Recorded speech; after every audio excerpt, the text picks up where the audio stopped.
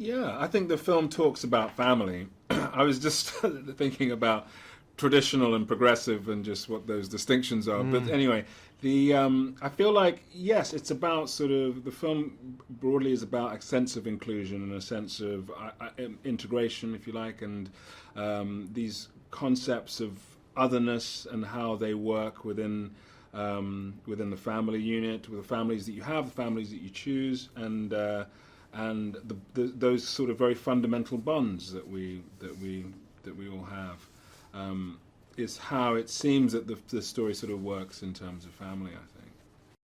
Yeah, for sure. I mean, I think many of the characters in this story, we meet them and judge them as such.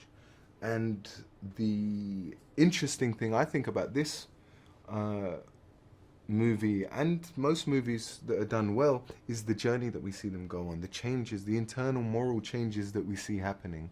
Not everyone has moral shifts, but I think what's interesting is that we meet Connell, Bora, and Maleficent all in a kind of state of flux, a state where none of us know what's going to happen in the future. We all have kind of the same priority but different ways of achieving them, and kind of there's this tension between all of us and even the humans, you know, inside of their family.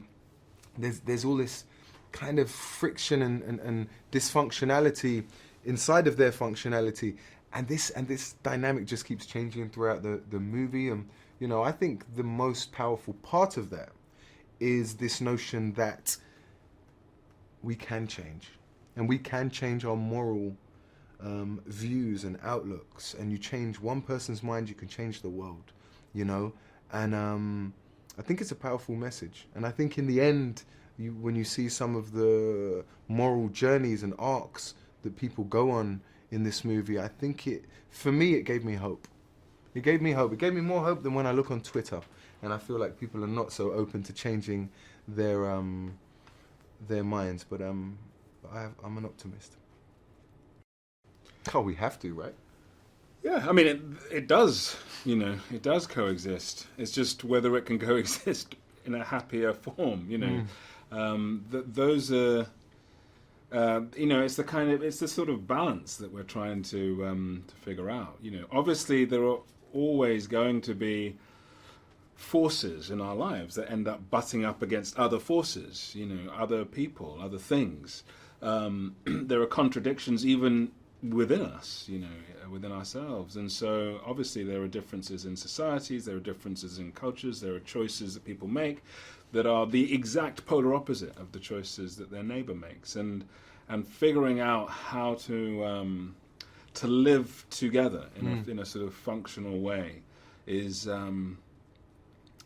the great challenge of humanity. You know, we haven't figured out how to do that. And then on top of that, to try and work out how we do that in harmony with the environments that we're in, you know, is these increasing challenges that we face. I mean, age-old challenges and new ones, you know, just for groups that haven't worked out the old ones, you know. So here we are.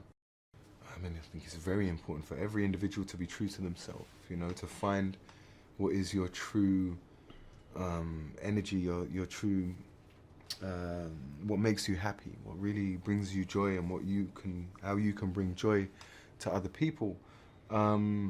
Then we can find self-esteem, self-love, and therefore love for everyone else, and we can all get along a little bit better. So of course, this is important, you know. Yeah, and in turn, we should be accepting each other. I think Chiwetel touched on that with his previous answer. You know, we don't have to agree on everything. You know, we don't. I don't know why I looked at you like we don't have to agree on.